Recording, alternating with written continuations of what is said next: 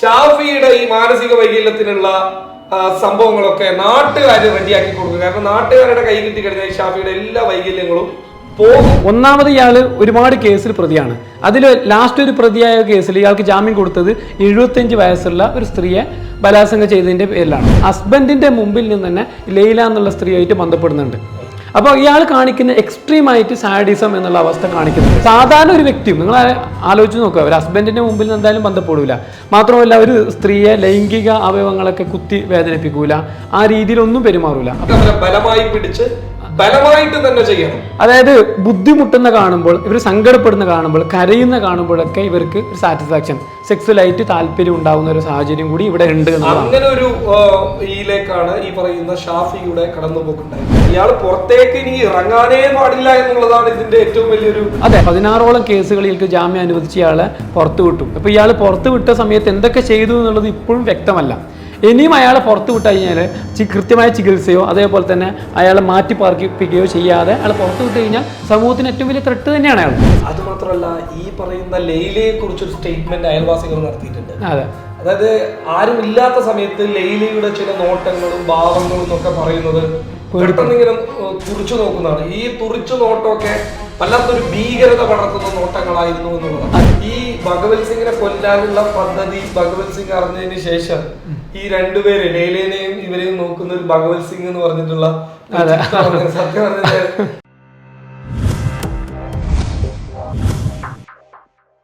ഇന്നലെ കോടതിയിൽ ഈ നരബലിയുമായി ബന്ധപ്പെട്ട ഒരു അന്വേഷണ റിപ്പോർട്ട് കോടതിയിൽ പോലീസ് സമർപ്പിച്ചിരുന്നു.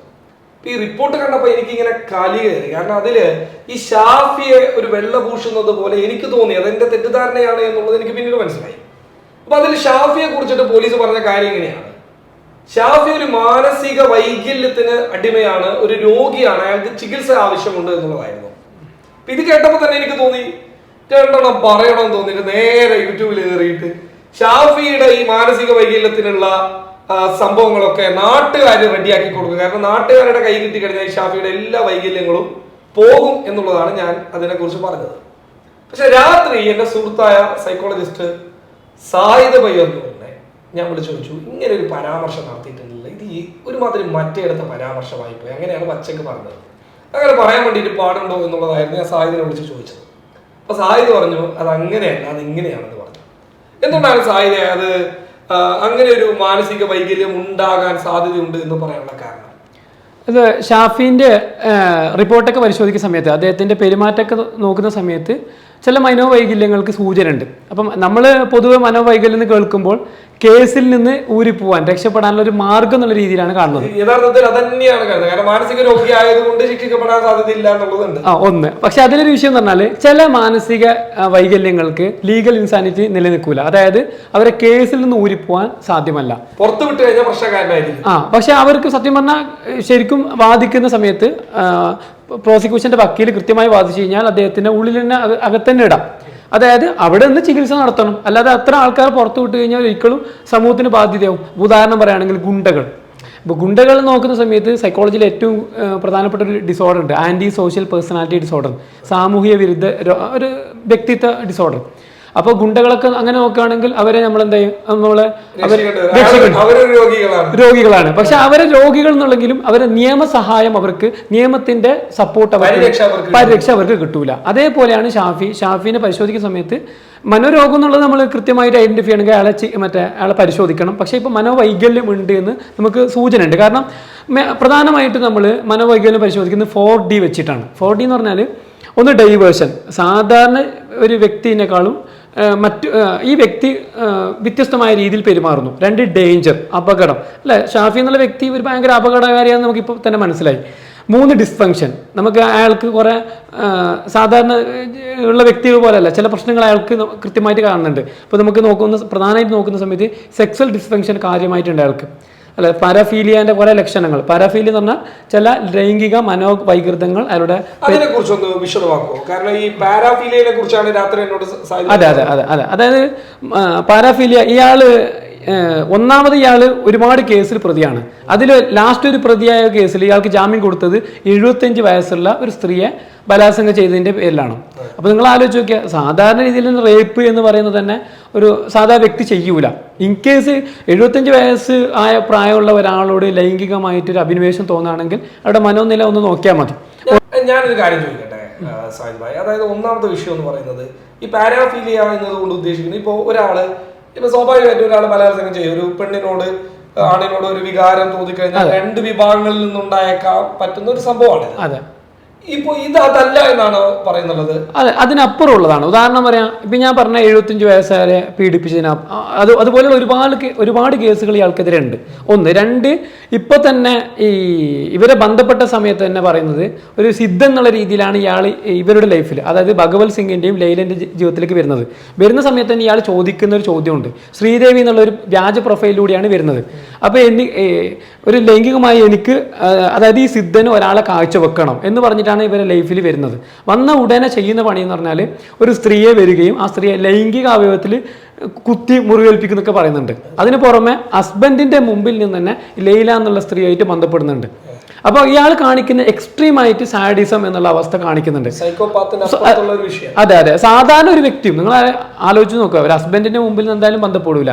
മാത്രമല്ല ഒരു സ്ത്രീയെ ലൈംഗിക അവയവങ്ങളൊക്കെ കുത്തി വേദനിപ്പിക്കൂല, ആ രീതിയിലൊന്നും പെരുമാറൂല. അപ്പൊ എല്ലാം മോശമായ രീതിയിൽ ഇയാൾ പെരുമാറിയിട്ടുണ്ട്. ഞാൻ നേരത്തെ സൂചിപ്പിച്ചത് 75 വയസ്സായ ഒരു സ്ത്രീയെ പീഡിപ്പിച്ചത് മുതലുള്ള കഥകളാണ്. അപ്പൊ ഇനി എത്ര കഥകൾ പുറത്തു വരാനുണ്ടെന്ന് നമുക്ക് അറിയൂല.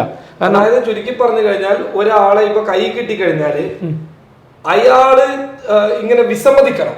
അയാൾ ഇങ്ങനെ ചെയ്യാൻ നിന്ന് കൊടുത്തു കഴിഞ്ഞാൽ ചിലപ്പോ അയാളെ ചെയ്യൂല. അതെ, അതായത് ഇപ്പോ ഉദാഹരണത്തിന് ഏതെങ്കിലും ഒരു സ്ത്രീയുടെ അടുത്ത് പോയിട്ട് പെട്ടെന്ന് കയറിയിട്ട് കടന്നു പിടിക്കുന്ന സമയത്ത് ആ സ്ത്രീ എന്ത് പറയുന്നു, ചെയ്തോളൂ പ്രശ്നമില്ല എന്ന് പറഞ്ഞാൽ ചിലപ്പോ ചെയ്തു എന്ന് വരില്ല. സാഡിസം ആണെങ്കിൽ അങ്ങനെ തന്നെയാണ് നിങ്ങൾ പറഞ്ഞ പോലെ. ഓപ്പോസിറ്റ് ചെയ്ത് കഴിഞ്ഞാൽ മാത്രം പെട്ടെന്ന് തന്നെ അകത്ത് കയറിയിട്ട് അവരെ ബലമായി പിടിച്ച് ബലമായിട്ട് തന്നെ ചെയ്യണം. അതായത് ബുദ്ധിമുട്ടുന്ന കാണുമ്പോൾ, ഇവർ സങ്കടപ്പെടുന്ന കാണുമ്പോൾ, കരയുന്ന കാണുമ്പോഴൊക്കെ ഇവർക്ക് ഒരു സാറ്റിസ്ഫാക്ഷൻ, സെക്സ്വലായിട്ട് താല്പര്യം ഉണ്ടാവുന്ന ഒരു സാഹചര്യം കൂടി ഇവിടെ ഉണ്ട്. അങ്ങനെ ഒരു ഇതിലേക്കാണ് ഈ പറയുന്ന ഷാഫിയുടെ കടന്നുപോക്കുണ്ടായിട്ടുള്ളത്. ഷാഫിയുടെ ചില പെരുമാറ്റങ്ങൾ നോക്കുമ്പോൾ അത്തരം സാധ്യതകളും കൂടി ഇവിടെ കാണുന്നുണ്ട്. നമുക്ക് കൃത്യമായിട്ട് പരിശോധിക്കേണ്ടതുണ്ട്.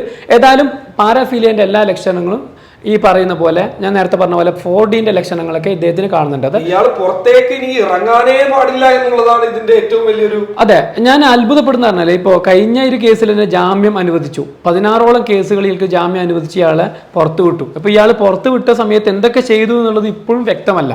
ഇനിയും അയാളെ പുറത്തു വിട്ട് കഴിഞ്ഞാൽ കൃത്യമായ ചികിത്സയോ അതേപോലെ തന്നെ അയാളെ മാറ്റി പാർപ്പിക്കുകയോ ചെയ്യാതെ അയാളെ പുറത്തു വിട്ട് കഴിഞ്ഞാൽ സമൂഹത്തിന് ഏറ്റവും വലിയ ത്രെട്ട് തന്നെയാണ് അയാൾ. സത്യം പറഞ്ഞു കഴിഞ്ഞാൽ ഈ ഭഗവത് സിംഗ് ഈ ലൈലയെ നമുക്ക് അത്രയും വെള്ളപൂശാൻ വേണ്ടിയിട്ട് പറ്റില്ല എന്ന് മാത്രമല്ല, അവള് ഭയങ്കര അപകടകാരിയായ ഒരാളാണ് ആ സ്ത്രീ. അതെ, പക്ഷെ ഈ ഭഗവത് സിംഗ് ഈ ട്രാപ്പിലേക്ക് വീണുപെട്ടു പോയ ഒരാളായിട്ട് തോന്നുന്നുണ്ട്.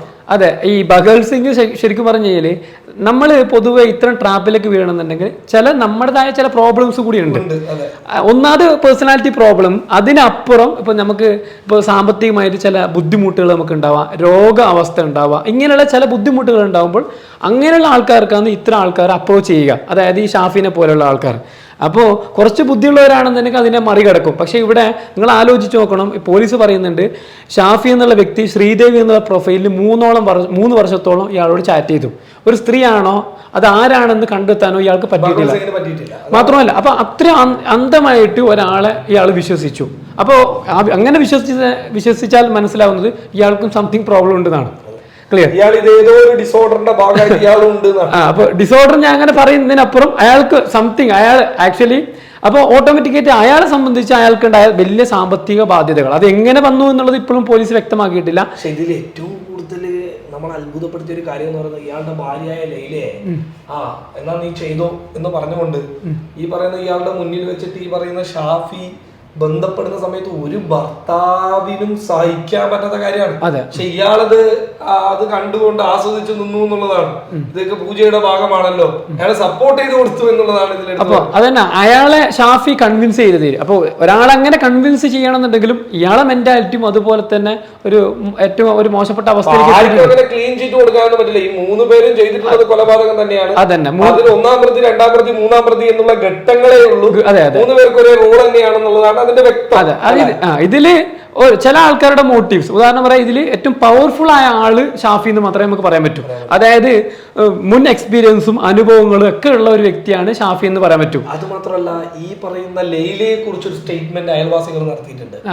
അതായത് ആരും ഇല്ലാത്ത സമയത്ത് ലൈലയുടെ ചില നോട്ടങ്ങളും ഭാവങ്ങളും ഒക്കെ പറയുന്നത് പെട്ടെന്ന് ഇങ്ങനെ തുറിച്ചു നോക്കുന്നതാണ്. ഈ തുറിച്ചു നോട്ടമൊക്കെ വല്ലാത്തൊരു ഭീകരത പടർത്തുന്ന നോട്ടങ്ങളായിരുന്നു എന്നുള്ളതാണ്. അതെ, പേടിപ്പെടുത്തുന്ന ഒരു അവസ്ഥയിലാണ്. ഇനിയിപ്പോ അവര് ലാസ്റ്റ് കൊടുത്ത സ്റ്റേറ്റ്മെന്റിൽ പറയുന്നത് ഇപ്പോ ഭഗവത് സിംഗിനെയും കൊല്ലാനുള്ള പ്ലാൻ ഇവർക്ക് ഉണ്ടായിരുന്നതാണ്. അതായത് ഹസ്ബൻഡിന്റെ വൈഫും അല്ല ലൈലയും ഷാഫിയും ചേർന്നിട്ട് കുറച്ച് ട്രോളുകൾ വന്നു. അതെ, സത്യം പറഞ്ഞാൽ ഇത് വളരെ വിഷമമുള്ള ഒരു കാര്യമാണ്. പക്ഷെ ഈ ട്രോളുകൾ എല്ലാത്തിലും ഉണ്ടല്ലോ. അപ്പൊ ആ ട്രോൾ എന്ന് പറയുന്നത് എങ്ങനെയാണെന്ന് വെച്ച് കഴിഞ്ഞാല്, ഈ ഭഗവത് സിംഗിനെ കൊല്ലാനുള്ള പദ്ധതി ഭഗവത് സിംഗ് അറിഞ്ഞതിന് ശേഷം ഈ രണ്ടുപേര് ലൈലേനെയും ഇവരെയും നോക്കുന്ന ഒരു ഭഗവത് സിംഗ് എന്ന് പറഞ്ഞിട്ടുള്ള സത്യം പറഞ്ഞാൽ അത് കണ്ടപ്പോ ഞാൻ കണ്ടിരുന്നു. ഭയങ്കര ഒരു ഇതാണ് സത്യം പറഞ്ഞാൽ, എന്തൊരു അവസ്ഥയാണ്. അതെ, പക്ഷെ ഇതിൽ എനിക്ക് കുറച്ച് കാര്യങ്ങൾ കൂടി ഷെയർ ചെയ്യാനുണ്ട് താങ്കളോട്. പ്രത്യേകിച്ച് നമ്മൾ പറയാം, അപ്പോൾ പൊതുവായിട്ട് നമ്മളെ പൊതു തത്വം എന്ന് പറഞ്ഞാൽ ഇപ്പൊ ഈ ഒരു സംഭവം നടന്നോടെ പ്രബുദ്ധ കേരളം, സാക്ഷര കേരളം എന്നൊക്കെ പറഞ്ഞ് അതിനെ മാറ്റിയിട്ട് സാക്ഷര കേരളം എന്നൊക്കെ കളിയാക്കി പറയുന്ന ഒരു അവസ്ഥ ഉണ്ട്. അപ്പോൾ ആക്ച്വലി അത് ഞാൻ പറഞ്ഞത് ഇങ്ങനെ പൊതുവായിട്ട് പറയേണ്ട ആവശ്യമില്ല. സൈക്കോളജിയിൽ തന്നെ പറയുന്നത് ഓവർ ജനറലൈസേഷൻ എന്ന് പറയും. ഓവർ ജനറലൈസേഷൻ എന്ന് പറഞ്ഞാൽ ഇപ്പം ഞാൻ പറയാണ്, കാസർഗോഡ് ഞാനൊരു ദിവസം വന്ന സമയത്ത് കാസർഗോഡിലെ ഒരാൾ എന്നോട് മോശമായി പെരുമാറി. അതിൻ്റെ പേരിൽ ഞാൻ പറയാണ് കാസർഗോഡ് ആറ് തീരെ മോശപ്പെട്ടവരാണ്, ഒന്നിനും കൊള്ളാത്തവരാണ്, അങ്ങനെ പറയുന്ന അവസ്ഥ അതും വളരെ ഡേഞ്ചറാണ്. ഇപ്പോൾ ഈ കേരളത്തിലെ ചരിത്രം നോക്കിക്കഴിഞ്ഞാൽ കഴിഞ്ഞ 100 വർഷം എടുത്തു കഴിഞ്ഞാൽ ഇത്തരം കേസുകൾ അപൂർവമായിട്ട് ഒരു 4-5 റിപ്പോർട്ട് ചെയ്തിട്ടുള്ളൂ. അപ്പോൾ കേരളം മൊത്തം ഇങ്ങനെയാണെന്ന് പറയുന്നത് അർത്ഥമില്ല. ഒന്ന്. രണ്ട്, ഇത് ആക്ച്വലി അന്ധവിശ്വാസത്തിന്റെ പേരിൽ ഇതിനെ ഒന്നും കൂടി പല രീതിയിൽ ഇതിനെ വക്രീകരിക്കുന്നുണ്ട്. അതും ഒരു മോശമായ പ്രവണതയായിട്ട് എനിക്ക് തോന്നുന്നു. കാരണം അന്ധവിശ്വാസം എന്ന് പറയുന്നത് നമുക്കറിയാം, അതിന്റെ എക്സ്ട്രീം ആകുമ്പോൾ മോശം തന്നെയാണ്, നല്ലത് ഞാൻ പറയുന്നില്ല. പക്ഷെ നമുക്കറിയാം രാഷ്ട്രീയത്തിന്റെ പേരിൽ, ശാസ്ത്രത്തിന്റെ പേരിൽ, മതത്തിന്റെ പേരിൽ ഒക്കെ അന്ധവിശ്വാസമുണ്ട്, എല്ലാത്തിന്റെ പേരിലും. അത് 100% അതിലൊക്കെ പോയിന്റ് ഞാൻ കൊണ്ടുവന്നു. അതായത് ഇപ്പോ ഈ പറയുന്ന ആളുകളൊക്കെ ഒരു അന്ധവിശ്വാസത്തിന്റെ പേരിൽ ഒരു മതമൊക്കെ കണക്റ്റഡ് ആണ്. മതമില്ലായ്മ ഉണ്ടെങ്കിലും ഈ നരബലിയിൽ എവിടെയൊക്കെയോ ആയിട്ട് പല രീതിയിലുള്ള ആചാരങ്ങൾ കണക്റ്റഡ് ആണ്. അപ്പൊ ഒരു മതത്തിന്റെ പേരിലോ അല്ലെങ്കിൽ ഒരു ആചാരത്തിന്റെ പേരിലോ ഒരു നരബലി ഉണ്ടായി എന്നുള്ളതാണ് നമുക്ക് മനസ്സിലാക്കാൻ പറ്റുന്ന ഒരു കാര്യം. അതോടൊപ്പം തന്നെ രാഷ്ട്രീയത്തിന്റെ പേരിൽ ആളുകൾ കൊല ചെയ്യപ്പെടുന്നുണ്ട്. അതെ, ഞാൻ അത് പ്യൂരിഫൈഡ് നരബലിയായിട്ട് കാണുന്നതേ ഉള്ളൂ. ഓക്കെ, പക്ഷെ ഇതിൽ ഞാൻ മതത്തിന്റെ പേരിൽ തന്നെ പറയുമ്പോൾ സമയത്ത് നിങ്ങൾ ആലോചിച്ച് നോക്കുക. ഇപ്പൊ നമ്മൾ കേരളത്തിൽ 3 കോടിയിലധികം ജനങ്ങളുണ്ട്. ഇതിൽ ഏകദേശം ഓൾമോസ്റ്റ് 90% മതമുണ്ട്.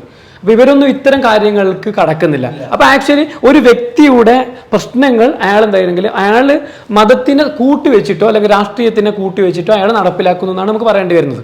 അപ്പോൾ ഇപ്പോൾ ഉദാഹരണം പറയാം, മതമാണ് ഇതിനെ പ്രോത്സാഹിപ്പിക്കുന്നെങ്കിൽ ഇവിടെ നിരന്തരം ഇത് നടക്കണമായിരുന്നു. ഓരോരുത്തരും ആക്ച്വലി ഇപ്പോൾ ഓരോരുത്തരും വിശ്വാസികളായ ഓരോരുത്തർക്കും ഇത്തരം കാര്യങ്ങൾ ഇങ്ങനെ ചെയ്താൽ ഗുണമുണ്ട്, അപ്പോൾ നരബലി നടത്തിയേക്കാം എന്നുള്ള സാധനങ്ങളുണ്ടാവും. പക്ഷെ ഇവരാരും ഇതിലേക്ക് മുതിരുന്നില്ല. അപ്പൊ അത് എന്തുകൊണ്ട് പറഞ്ഞാൽ അപ്പോൾ എക്സ്ട്രീം ആയിട്ട് അതായത് ഈ വിശ്വാസം മനസ്സിലായില്ലേ, നമുക്ക് വിശ്വാസം മൗലികാവകാശത്തെ ഹനിക്കുന്ന രീതിയിലേക്ക് ചില ആൾക്കാർ കൊണ്ടുപോകുന്നു.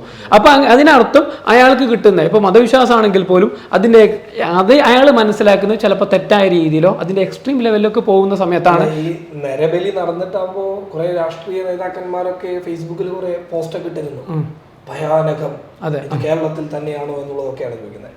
പക്ഷെ ഇതേ രാഷ്ട്രീയ പാർട്ടിയുടെ പേരിലും നരബലി നടക്കുന്ന മനുഷ്യന്മാരെ കൊല്ലുന്നത് എന്തിനു വേണ്ടിയിട്ടാ? അതെ, അവിടെ എന്താ പറഞ്ഞാൽ അവിടെ ആ സമയത്ത് പ്യൂരിഫൈഡ് നരബലിയായിട്ട് അതിനെ രക്തസാക്ഷിത്വം എന്നൊക്കെ പറഞ്ഞിട്ട് അതിനെ മാറ്റി നിർത്തുന്നു.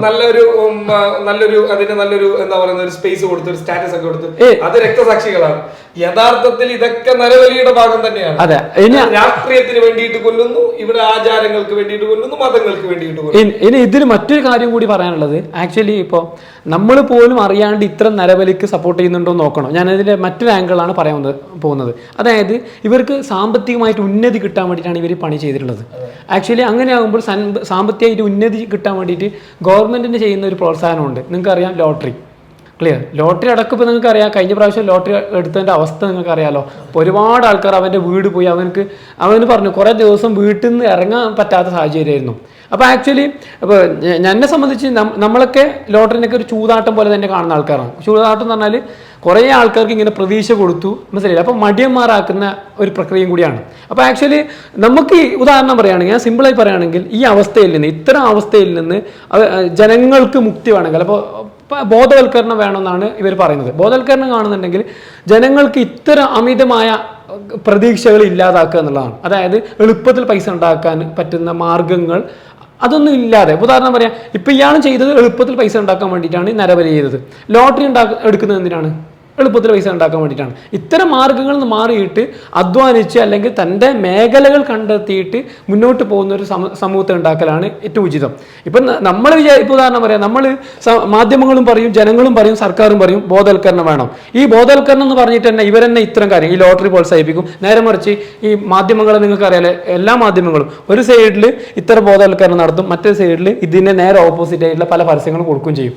രണ്ടും പോയിന്റാണ്. ഇപ്പൊ കുറെ ചാനലുകളിൽ കാണാൻ വേണ്ടിട്ട് പറ്റുന്നുണ്ട്, കുറച്ച് പ്രതിമകളൊക്കെ കൊണ്ടുവന്നിട്ട് പറയും, ദാ ഇത് വീട്ടിൽ കൊണ്ടുപോയി വെച്ച് കഴിഞ്ഞാൽ ഐശ്വര്യം ഉണ്ടാകും, ഐശ്വര്യ ധനലക്ഷ്മി എന്നൊക്കെ പറഞ്ഞിട്ട് കുറെ പരസ്യങ്ങളൊക്കെ വരാറുണ്ട്. അപ്പൊ ഇതിനൊക്കെ എതിരെ പറയുമ്പോൾ പറയും, ഇന്ന മതത്തെ അവഹേളിച്ചു, ഇന്ന ആളുകളെ അവഹേളിച്ചു, ഇന്ന ആളാണ് അവൻ സുഡാപ്പിയാണ്, അവൻ കൊങ്ങിയാണ്, അവൻ മൂരിയാണ്, അവൻ കമ്മിയാണെന്നൊക്കെ പറഞ്ഞ്. അതെ, ഈ മതത്തിന്റെ ബേസിക്കിനപ്പുറം, കാരണം ആൾക്കാർ മതത്തിൽ വിശ്വസിക്കാൻ പല കാരണങ്ങളുണ്ട്. അതിലൊന്ന് എന്ന് പറയുന്നത് അവർക്ക് മുമ്പോട്ട് പോകാനുള്ള പ്രതീക്ഷയാണ്. ഉദാഹരണം പറയാം, ഒരാൾക്ക് എല്ലാ പ്രതീക്ഷയായിട്ട് ഇങ്ങനെ ജീവിതം വഴിമുട്ടി നിൽക്കുന്ന സമയത്ത് ദൈവമുണ്ട് എന്നെ സഹായിക്കുക എന്നുള്ള തോന്നൽ അയാൾക്ക് ഒരു പ്രത്യാശയാണ്. പക്ഷെ അതിന് ചില ആൾക്കാർ നിങ്ങൾക്ക് അതിനപ്പുറം പല കാര്യങ്ങളും ചെയ്തു തരാമെന്ന് പറഞ്ഞ് ഇത്തരം കാര്യങ്ങളൊക്കെ മുതലെടുക്കുന്ന ഒരു സാഹചര്യം കൂടിയുണ്ട്. അപ്പം അങ്ങനെ, അതായത് ഒരാളുടെ വിശ്വാസത്തെ മറ്റൊരാൾ ഇടപെട്ട് തന്ത്രപരമായി മുതലെടുക്കുന്നതിനാണ് നമ്മൾ എതിർക്കേണ്ടത്. പക്ഷെ അത്തരം അതിനെ മറികടക്കാനുള്ള ഒരു സംവിധാനമോ ഒരു ബോധവൽക്കരണമോ ഞാൻ കൃത്യമായിട്ട് കണ്ടിട്ടില്ല. ഇപ്പം ഈ കുറേ ദിവസമായാലും ഈ വിഷയമായിട്ട് ബന്ധപ്പെട്ട് ചർച്ച. ഞാൻ ചോദിക്കുകയാണ് നിങ്ങളോട്, നിങ്ങൾ അങ്ങനെ ഒരു ചർച്ച കണ്ടിരുന്നോ കൃത്യമായൊരു ബോധവൽക്കരണം ചെയ്യുന്ന രീതിയിൽ? ഇല്ല, അത് ഞാൻ ഇപ്പൊ പറയാൻ വേണ്ടി തീരുമാനിച്ചൊരു കാര്യമാണ്. കാരണം ഇതിനെങ്ങനെ അതിജീവിക്കും എന്നുള്ളതിനെ കുറിച്ചൊന്നും ചർച്ചകളില്ല. മറിച്ച് ഈ സംഭവത്തിൽ നിന്നുകൊണ്ടുള്ള ചർച്ചയാണ്. അത് ഇതുകൊണ്ടാണ് അങ്ങനെ ചെയ്തത്, അതെങ്ങനെയാണ് പരസ്പരം പഴിചാരലും കൂടി ശക്തമായിട്ട്, അതായത് ഓരോ മതത്തെയും പഴിചാര, രാഷ്ട്രീയത്തെ മറ്റേ ആൾക്കാർ. ഒറ്റ കാര്യം പറയാം, ഇപ്പോ നമ്മളെ കാണുന്ന പ്രേക്ഷകരൊക്കെ ചിന്തിക്കേണ്ട ഒരു കാര്യം, ഷാഫി ഓൾറെഡി നിരവധി കേസുകളിൽ ഒരു ക്രിമിനൽ പശ്ചാത്തലമുള്ള ഒരാളാണ്. ഒരു സൈക്കോപാത്ത് നേരത്തെ തന്നെ, അല്ലെങ്കിൽ ഒരു സാഡിസം നേരത്തെ തന്നെ നിലനിന്നിട്ടുള്ള ഒരാൾ തന്നെയാണ്. അയാളുടെ കൃത്യങ്ങളിലൂടെ വളരെ വ്യക്തവും സുതാര്യവുമായ രീതിയിൽ നമുക്ക് മനസ്സിലാക്കാൻ പറ്റിയിട്ടുണ്ട്. ഇയാളെ ഇത്ര കാലം പോലീസ് നിരീക്ഷിച്ചോ? അല്ലെങ്കിൽ ഇയാൾക്ക് ഏതെങ്കിലും രീതിയിലുള്ള ഒരു പരിമിതി അന്വേഷണ സംഘമോ അല്ലെങ്കിൽ ഇവിടെയുള്ള പോലീസോ അല്ലെങ്കിൽ ഇവിടെയുള്ള ഔദ്യോഗിക വൃത്തങ്ങൾ ഇയാൾക്ക് ഉണ്ടാക്കി കൊടുത്തിട്ടുണ്ടോ? ഇല്ല. അയാളെ തുറന്നു വിട്ടു. അയാൾ എവിടെ നിന്നാണോ വന്നത്, ഏതൊരു ആറ്റിറ്റ്യൂഡിലാണോ ജീവിച്ചത്, അയാൾ ഏതൊരു അവസ്ഥയിലാണോ ഉണ്ടായിരുന്നത്, അതേ അവസ്ഥയിലേക്ക് ഇത്ര കാലം നീ മറ്റൊരവസ്ഥയിൽ ജീവിക്കും. ഒരു ടൂർ പോകുന്നുള്ള പരിപാടിയാണ്. അത് കഴിഞ്ഞിട്ട് നേരെ വീട്ടിൽ കൊണ്ടുപോയി. നിങ്ങളിപ്പോൾ പറയുമ്പോൾ വളരെ നമുക്ക് കാതലായ ഒരു ചർച്ചയാണ് ഇതിൽ. അതായത് ആക്ച്വലി നമ്മൾ പല വിഷയങ്ങൾ കൊണ്ട് ജയിലിലാക്കപ്പെടുന്ന ആൾക്കാരുണ്ട്. ജയിലിലാക്കപ്പെടുന്ന ആൾക്കാർ പരസ്പരം അവർ മീറ്റ് ചെയ്യുന്നു. അപ്പം പല പ്രശ്നങ്ങളും പല ബുദ്ധിമുട്ടുകളും പല തെറ്റുകളും ചെയ്ത ആൾക്കാരാണ്. ഇവർ അവിടെ ചെയ്തിട്ട് എന്തൊക്കെയാണ് ഉണ്ടാവും നമുക്ക് അറിയില്ല. അപ്പോൾ കൃത്യമായിട്ട് ഇവർ പുറത്തു വരുന്ന സമയത്ത് ഒന്നും കൂടി വൾഗറായിട്ട് വരുന്ന അവസ്ഥ ഇപ്പോൾ നിലവിലുണ്ട് എന്നുള്ളത് നമ്മൾ സംശയിക്കേണ്ടിയിരിക്കുന്നു. ഒന്ന്. രണ്ട്, ഇവർ ഇപ്പോൾ ഈ ഷാഫി തന്നെ പുറത്തിറങ്ങിയ സമയത്ത് ഷാഫിയെ നോട്ടം ഇട്ടത് കൊണ്ടല്ല ഈ കേസിന് തുമ്മുണ്ടായത്. അതായത് ഈ ഒരു സ്ത്രീ മിസ്സിംഗ് ആയതിന്റെ അന്വേഷിക്കുന്ന സമയത്ത് ഷാഫിയിൽ എത്തിച്ചേർന്നതാണ്, ഒരു കണക്ഷൻ ഷാഫിയിലേക്ക് എത്തിയതാണ്. അപ്പൊ ആക്ച്വലി ഷാഫി പോലെ ഒരുപാട് ആൾക്കാർ ഇന്നും പുറത്തുണ്ടാവും. അപ്പൊ ശരിക്കും പറഞ്ഞാൽ നമ്മളെ നിയമ സംവിധാനം, നമ്മളെ അധികാരവർഗ്ഗമൊക്കെ കൃത്യമായിട്ട് നടക്കുന്നുണ്ടെങ്കിൽ ഇത് ഒരു പരിധിവരെ ഷാഫിനെ കൊണ്ട് ഈ നരബലി നടക്കൂലായിരുന്നു. കാരണം നമുക്കറിയാം ഈ നരബലിന്റെ പ്രധാനപ്പെട്ട സൂത്രധാരൻ ഷാഫി തന്നെയാണ്. ഷാഫി ഇല്ലെങ്കിൽ നരബലി നടക്കൂല. ഏതായാലും മറ്റു രണ്ടുപേരും ഇതിൽ ചെയ്തവരാണ്. പക്ഷെ ഷാഫിയാണ് ഇതിന്റെ സൂത്രധാരൻ ഇപ്പൊ പിടികെട്ടി. അപ്പൊ ഷാഫി പുറത്തിറങ്ങുകയോ ഷാഫിക്ക് പുറത്തിറങ്ങിയിട്ട് തന്നെ അയാളെ മോണിറ്റർ ചെയ്യുന്ന അവസ്ഥ ഉണ്ടാവുകയോ അയാളെ കൃത്യമായി ട്രീറ്റ്മെന്റ് ചെയ്യുകയോ ചെയ്തിരുന്നാൽ ഈ പ്രശ്നം ഉണ്ടാവില്ലായിരുന്നു. പക്ഷെ അത്തരം സംവിധാനങ്ങളെ പറ്റി ചർച്ചയുമില്ല, ഒന്നുമില്ല. നേരെ മറിച്ച് പരസ്പരം മതം അന്ധവിശ്വാസം പരത്തുന്നു. ഇനി ഞാൻ ചോദിക്കട്ടെ, മതം അന്ധവിശ്വാസം പരത്തുന്നു പറഞ്ഞിട്ട് ഇവര് ഇനി ചർച്ച ചെയ്തിട്ട് എങ്ങനെയാണ് ഇതിന് മാറ്റം വരുത്തുക എന്നുള്ളത് എനിക്ക് മനസ്സിലാവുന്നില്ല. കാരണം മതവിശ്വാസികൾ എന്ന് പറഞ്ഞാൽ അവർ പോകുന്ന ഒരു കോമൺ പ്ലാറ്റ്ഫോമിൽ മാറാനൊന്നും പോകുന്നില്ല. ക്ലിയർ. ഇപ്പോൾ ഉദാഹരണം പറയാം, നിങ്ങൾ നാളെ മുതൽ ദൈവത്തിൽ വിശ്വസിക്കേണ്ട എന്ന് പറഞ്ഞാൽ ഏതെങ്കിലും മതവിശ്വാസി അനുസരിക്കുമോ? അത് കാലങ്ങളായിട്ട് വന്നതാണ്, അത് മാറാനും പോകുന്നില്ല. പക്ഷെ അതിനപ്പുറം ഈ മതത്തെ ഉപയോഗിച്ച് ചൂഷണം ചെയ്യുന്ന ആൾക്കാർ ഉണ്ടാവുമ്പോഴും അത്ര ആൾക്കാരെ, അല്ലെങ്കിൽ രോഗാതുരമായ ആൾക്കാർ, ഈ സൈക്കോളജിക്കൽ ഡിസോർഡറുള്ള ആൾക്കാരെ ഇവരെ കണ്ടെത്തിയിട്ട് കൃത്യമായി പണിഷ്മെന്റ് കൊടുക്കുന്ന ഒരു സാഹചര്യം ഉണ്ടായിക്കഴിഞ്ഞാൽ നമുക്ക് എന്താക്കാം, ഈ അവസ്ഥയിൽ നിന്ന് മോചനം ഉണ്ടാവും. ഈ മതവുമായി ബന്ധപ്പെട്ട വിഷയങ്ങൾ വരുമ്പോൾ പൊതുവെ യുക്തിവാദികൾ അങ്ങനെയുള്ള കുറെ ആളുകളുണ്ടല്ലോ, അതെ, അതിന്റെ പേരിലുള്ള കുറെ സംഘടനയിലുള്ള ആളുകൾ ഇങ്ങനെ കുറെ കാര്യങ്ങൾ പറയാറുണ്ട്. ഈ യുക്തിവാദം അപകടകരമായ അവസ്ഥയിലേക്ക് പോയിട്ടില്ല, ഉണ്ട്. പലയിടങ്ങളിലും ഭീകരമായ അന്തരീക്ഷം സൃഷ്ടിച്ചിട്ടില്ലേ? ഈ മതങ്ങളിലൂടെ ഉണ്ടായിട്ടുള്ള പ്രശ്നങ്ങളൊക്കെ ഉണ്ടായിട്ടുണ്ട്. മതം ലോകത്തൊരു വലിയൊരു സൊസൈറ്റി ക്രിയേറ്റ് ചെയ്യപ്പെടാൻ, അല്ലെങ്കിൽ ഇന്ന് കാണുന്ന ഒരു സോഷ്യൽ സ്ട്രക്ചറിലേക്ക് വരാൻ മതം കാരണമായിട്ടുണ്ട് എന്നുള്ളത് നമുക്ക് ഒരിക്കലും തള്ളിക്കളയാൻ പറ്റാത്ത ഒരു വസ്തുതയാണ്. അതെ. ഇപ്പൊ ഞാനിപ്പോ നമ്മൾ നോക്കുകയാണെങ്കിൽ ഇപ്പോൾ ലക്ഷദ്വീപിന് എടുത്തു കഴിഞ്ഞാൽ ലക്ഷദ്വീപിനെ പൊതുവായിട്ട് പറയുന്ന കാര്യം അവിടെ ജയിൽ പോലും ഇല്ല എന്നുള്ളതാണ്. അവിടെ ഒരു മെജോറിറ്റി ഒരു മതമുണ്ട്, ആ മതത്തിന്റെ കൃത്യമായിട്ട് റിച്വൽസ് ഫോളോ ചെയ്യുന്ന ആൾക്കാരും കൂടിയാണ്. അപ്പൊ അങ്ങനെയാണെങ്കിൽ നമുക്ക് മതം ഇത്തരം കാര്യങ്ങൾ കൈകാര്യം ചെയ്യുന്നു എന്നുള്ളതാണ് ഒറ്റ കാര്യമുള്ളൂ. ഇപ്പൊ ഒരു ഉദാഹരണം പറയുകയാണെങ്കിൽ, സായിബായിയുടെ കയ്യിലൊരു മൊബൈൽ ഫോൺ ഉണ്ട്, എന്റെ കയ്യിലൊരു മൊബൈൽ ഫോൺ ഉണ്ട്. സായിബായി മൊബൈൽ ഫോൺ ഉപയോഗിച്ച് സൈക്കോളജിക്കലി ആളുകളിലുള്ള ഡിസോർഡറിനെ കുറിച്ചിട്ട് വളരെ വ്യക്തമായ ക്ലാസ് എടുത്ത് കൊടുക്കുന്നു. സൗജന്യമായിട്ട് അതിനെ ഉപയോഗിച്ച് ആളുകൾക്കിടയിൽ സോഷ്യൽ മീഡിയ ഒക്കെ ആ രീതിയിൽ നല്ല രീതിയിൽ കൈകാര്യം ചെയ്യുന്നു. എന്നാൽ ഞാൻ എന്ത് ചെയ്യുന്നു? ഈ പറയുന്ന മൊബൈൽ ഉപയോഗിച്ചിട്ട് മോശമായ പ്രവർത്തികൾ ചെയ്യുന്നു, ആളുകളെ ഡിസ്റ്റർബ് ചെയ്യുന്നുള്ള രീതിയിലുള്ള പ്രവർത്തനങ്ങൾ ചെയ്യുന്നു, ആളുകളെ വ്യക്തിഹത്യ ചെയ്യുന്നു, ആളുകളെ ഭീഷണിപ്പെടുത്തുന്നു, അങ്ങനെയുള്ള പരിപാടികൾ ചെയ്യുന്നു. നോക്കുക, ഈ മൊബൈൽ ഫോൺ എന്ന് പറയുന്ന ഒരു കണ്ടന്റ്, അതിന്റെ നെഗറ്റീവ് വശം ഞാനായി മാറുന്നു, അതിന്റെ പോസിറ്റീവ് വശം ആരെയും നിങ്ങളായി മാറുന്നു.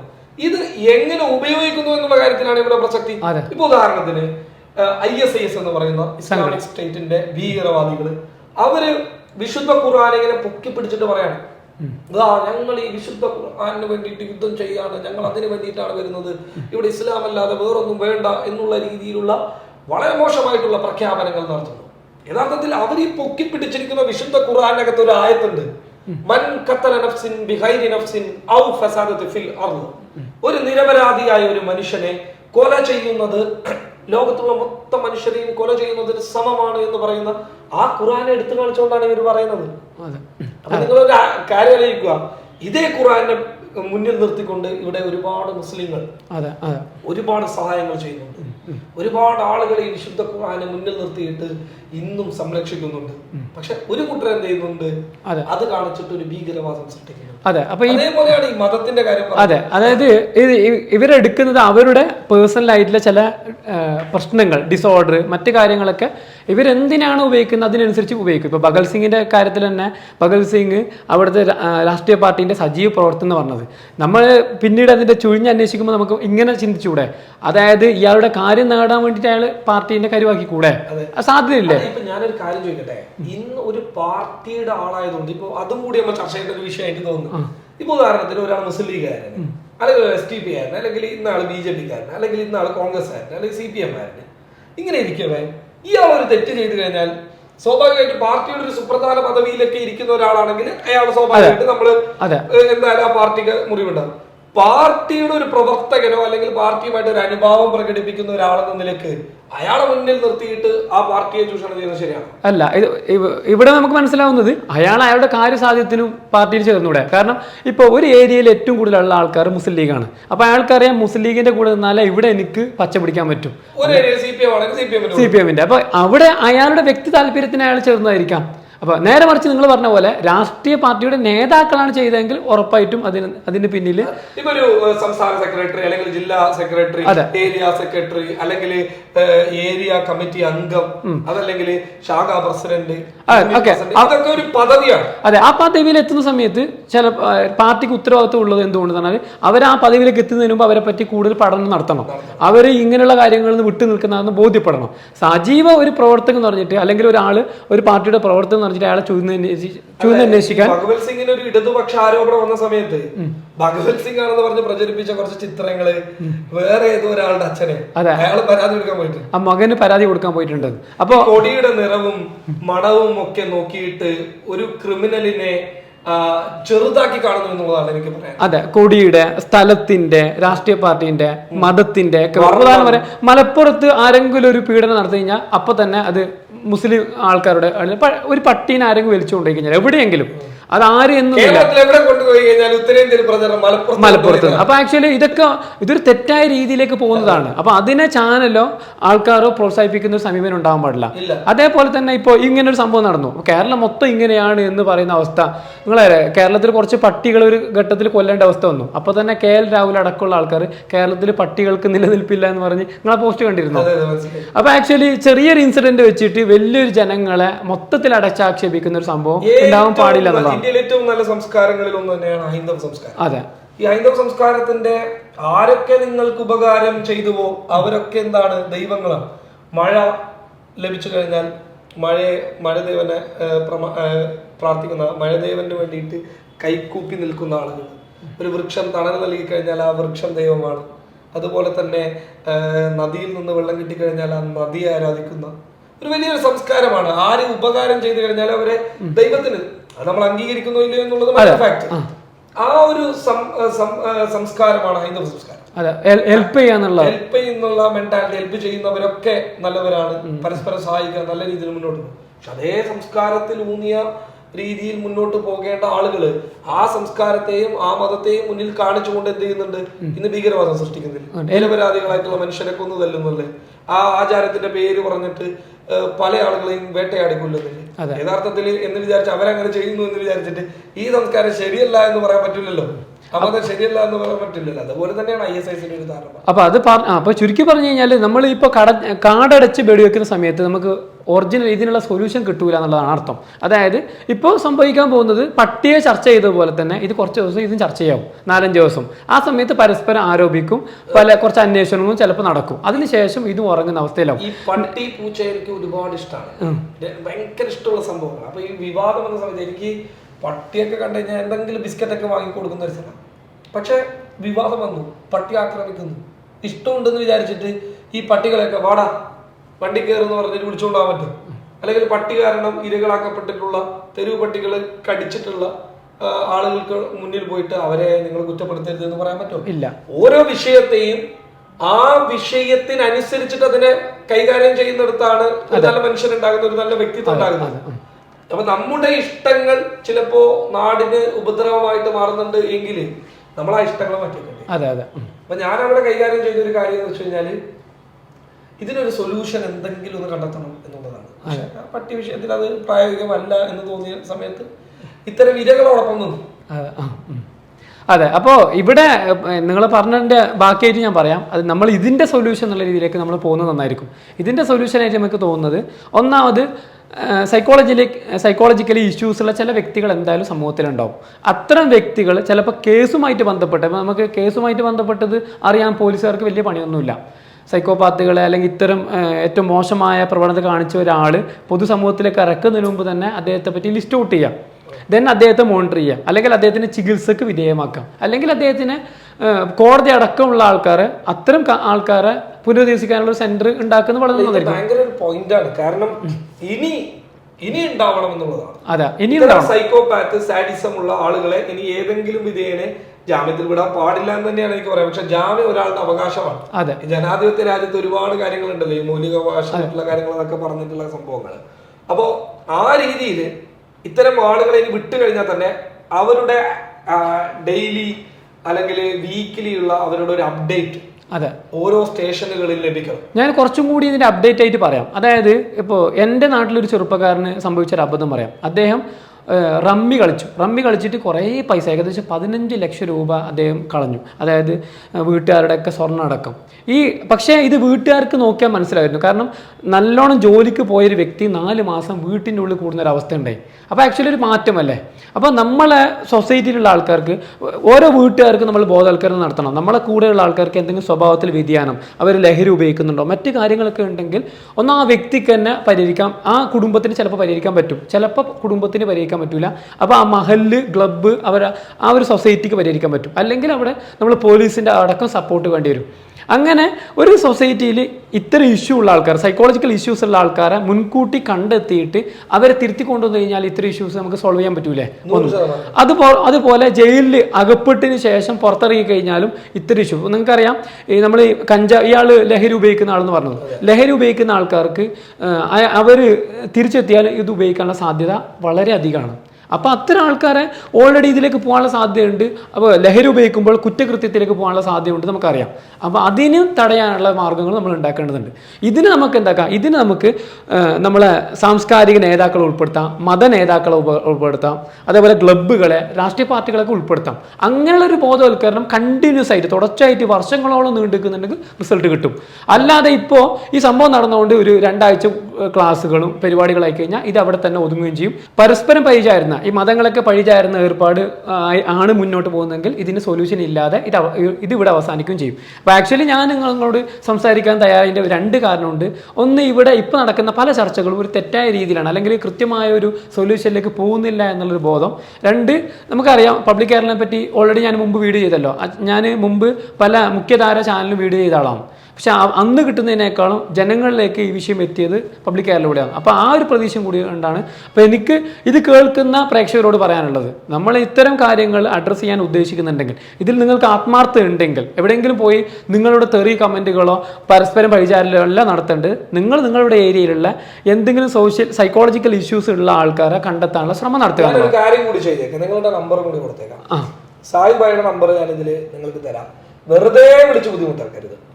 അത്യാവശ്യ കാര്യങ്ങളും അത്യാവശ്യം ഡൗട്ടുകളൊക്കെ ഉണ്ടെങ്കിൽ എൻ്റെ സുഹൃത്താണ്, നല്ലൊരു സൈക്കോളജിസ്റ്റാണ്. പലപ്പോഴും പല കേസുകളിൽ പോലീസുകാർക്ക് തന്നെ ഉപകാരപ്രദമായിട്ടുള്ള, അല്ലെങ്കിൽ പലപ്പോഴും പല അത്യാവശ്യ ഘട്ടങ്ങളിൽ പല വിദഗ്ധരും സഹായം അഭ്യർത്ഥിക്കുന്ന, അടുത്തിരുത്തിയിട്ട് ഇങ്ങനെ പൊക്കി പറയാമെന്ന് തോന്നരുത്, ഇത്രയും നല്ല കഴിവുള്ള ഒരാളാണ് സാഹിദ്. അപ്പോൾ സാഹിദിൻ്റെ നമ്പർ ഞാൻ കൊടുത്തേക്കാം.